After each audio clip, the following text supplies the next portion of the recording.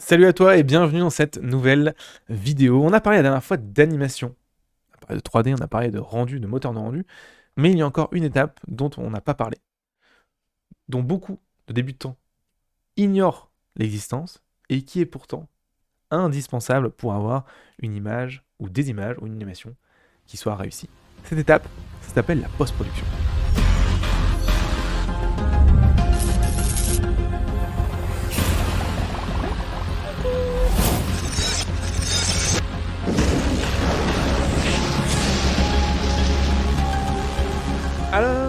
Alors, qu'est-ce que c'est la post-production? Eh bien, c'est très simple en fait. Post-production, ça vient du terme post et production. Je pense que ça va. Et du coup, c'est simplement ce qui vient post, après la production. Et la production, c'est simplement en fait le rendu de tes images. Donc, c'est ce qui se passe après le rendu de tes images. Et là, tu pourrais me dire, mais attends, Romain, mes images, elles ont été rendues. On a déjà notre tableau de pixels par image. Donc, elles sont finies. Qu'est-ce que ça veut dire? Qu'est-ce qui va se passer après les images? Mais en fait, non. En fait, pas du tout. En fait, quand tu fais un rendu pour un moteur de rendu, tes images, elles sont pas du tout forcément terminées. Et même, elles sont d'ailleurs très rarement terminées. Parce qu'en fait, on a vu ensemble comment on pouvait faire de la 3D, mais on n'a pas vu ensemble tous les effets qu'on peut faire sur des pixels en 2D. Il y a plein d'effets que tu peux faire, et tu as peut-être déjà touché à Photoshop ou à d'autres logiciels comme ça, mais quand tu as déjà un amas de pixels en 2D, tu peux déjà faire énormément de choses sur ces pixels. Tu peux les flouter, tu peux les contraster, tu peux les désaturer, tu peux faire plein de trucs. Et ben en fait, la post-production, c'est l'application de ces effets à ton rendu. Parce qu'en fait, le moteur de rendu, lui, il va pas être spécialisé dans ces effets 2D là. Lui, il va s'arranger seulement pour faire le coloriage de la 3D. Lumière, etc., lancer de rayon, peu importe.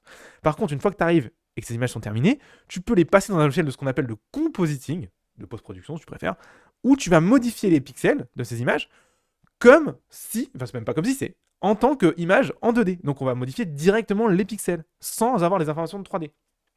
On va peut-être les flouter, on va peut-être rajouter du glaire, on va peut-être rajouter de la fausse occlusion ou du faux éclairage, on va peut-être rajouter des masques, on va peut-être isoler des choses, enlever des éléments, rajouter des éléments, peu importe, on peut faire plein de choses. Ça, c'est ce qu'on appelle la post-production. Et la post-production, c'est indispensable parce qu'en fait, tu vas te rendre compte que quand tu sors une image d'un moteur de rendu classique, l'image elle est un peu moche, elle est un peu délavée, elle est un peu fade. Et en fait, pourquoi? Parce que le moteur de rendu, lui, il sait très bien que l'image, elle n'est pas finale. Il sait très bien que l'image que tu vas rendre avec sa technologie, elle va repasser dans un logiciel de compositing, elle va re-être modifiée. Donc ce qui lui, il se dit, attends, on va pas lui sortir une image belle, hyper contrastée et tout. On va plutôt lui sortir une image la plus décontrastée possible, la plus fadasse possible, pour qu'il y ait toutes les informations de lumière, ou en tout cas le maximum d'informations de lumière dedans, et qu'il puisse recontraster, recolorier, réétalonner, peu importe, à sa guise dans son logiciel de compositing. Donc c'est pour ça que tes images de 3D, elles sont un peu fadasses quand elles sortent de ton logiciel de 3D. Parce qu'en fait, elles ne sont pas faites pour être des images finales. Les images finales, elles sont faites dans le logiciel de compo, parce que dans le logiciel compo, on va aller contraster, on va aller rajouter, encore une fois, rajouter des éléments, mettre un coup de curve, peu importe. On va faire plein de choses, et c'est ce qu'on appelle la post-production. En tout cas, c'est une partie de la post-production. Parce qu'en fait, après que tes images aient été modifiées, et qu'elles sont là toutes belles, bien contrastées, bien belles, etc., il y a encore des trucs à faire. Parce que souvent, ta suite d'images, ton animation, elle ne peut pas être regardée toute seule. Souvent, elle est regardée sur une bande son. Et c'est ce qu'on appelle le montage. Et donc évidemment, une fois qu'on a fait ce qu'on appelle le compositing, donc le compositing c'est la modification de l'image en 2D, et bien derrière on va faire le montage. Le montage c'est quoi? Simplement les images que tu as compositées ou et étalonnées sur une bande son. Et bien évidemment, il faut racheter la bande son, etc. Si tu as plusieurs séquences d'images, il faut les mettre au bon endroit, etc. Donc c'est du boulot. Et c'est comme ça à la fin, qu'à la sortie de ton montage, et là ça commence à être à la fin, tu as un film. Un film d'animation, un film en prise de vue, ce que tu veux, un film. Parce qu'un film c'est simplement une séquence d'images lue à une vitesse constante sur une bande son. Point barre. Et le montage, ça sert justement à modifier les images qui vont être lues à tel moment ou tel moment. C'est tout. Voilà. Là, avec ces 4 premières vidéos, en fait, tu as absolument tout le contenu et toutes les steps pour faire un film en 3D de A à Z. C'est aussi simple que ça. Mais les fondamentaux, ils sont hyper importants à voir parce que tous les points que j'ai abordés dans ces vidéos, on va en reparler directement sur le logiciel. On va voir un petit peu quelle forme ils prennent sur le logiciel. Et à quel point il faut faire attention à certaines choses parce que justement, la 3D, ce n'est qu'un nuage de points. L'animation, ce n'est qu'une séquence d'images. La post-production permet de modifier l'image après le rendu.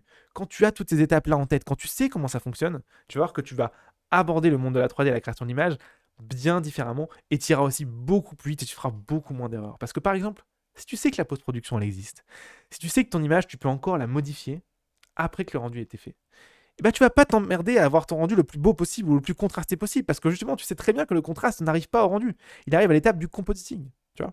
Tu vas pas non plus t'emmerder dans ton rendu à avoir directement les bonnes teintes de couleurs, etc. Parce que tu sais très bien que les teintes de couleurs c'est très facile à modifier dans le compositing. Par contre, tu vas t'arranger dans ton rendu pour avoir les bonnes puissances de lumière, éclairer les bons éléments et faire que ta scène, elle ait de la profondeur. Parce que ça, par contre, c'est un truc qu'on doit faire en 3D. La profondeur, c'est un truc qu'on fait en 3D. Et encore, tu peux utiliser des choses comme la passe de mist pour faire ça en compo, mais on en parlera, ça c'est la technique. Donc, quand tu as compris ça, tu te rends compte qu'en fait, les fondamentaux et les connaître, et de voir comment ça fonctionne, de comprendre comment ça fonctionne derrière la théorie, c'est indispensable pour pouvoir faire de la 3D. Si tu n'as pas ça, si tu comprends pas ça n'arrivera pas. Et justement, maintenant que tu les as, ces fondamentaux, maintenant que tu as compris comment fonctionne la 3D, bah, j'ai un petit truc pour toi. Ce que je te propose, c'est de faire ta première image en 3D de A à Z sur Blender. Alors Blender, c'est un logiciel totalement gratuit et qui est utilisé en plus par les professionnels, donc c'est vraiment excellent. Tu peux faire n'importe quoi avec Blender que n'importe quel autre soft payant comme Maya ou Cinema 4D ou ce que tu veux. Et bah, ce que je te propose, c'est que nous, on aille ensemble dans un petit voyage de 6 jours et on crée ensemble, de A à Z, ta première image. Alors, on va l'importer, on va faire l'éclairage, on va faire le rendu, les shaders, donc les matériaux, tu sais, les règles de moteur de rendu, et même ensemble le compositing. Ça va être très cool et ça va te permettre de voir comment mettre en place, mettre en pratique toutes les steps théoriques que je viens de t'expliquer à l'instant. Ça va être hyper cool. L'image effectuée est énorme. C'est un truc de Star Wars quand même. En Californie, c'est quand même fun, non? Sur la route 66. Donc voilà, si tu veux accéder à ça et si tu veux effectuer cette petite formation de 6 jours totalement gratuite, eh ben, il suffit de cliquer ici. J'espère que ça va te plaire. Et du coup, je te dis à tout de suite.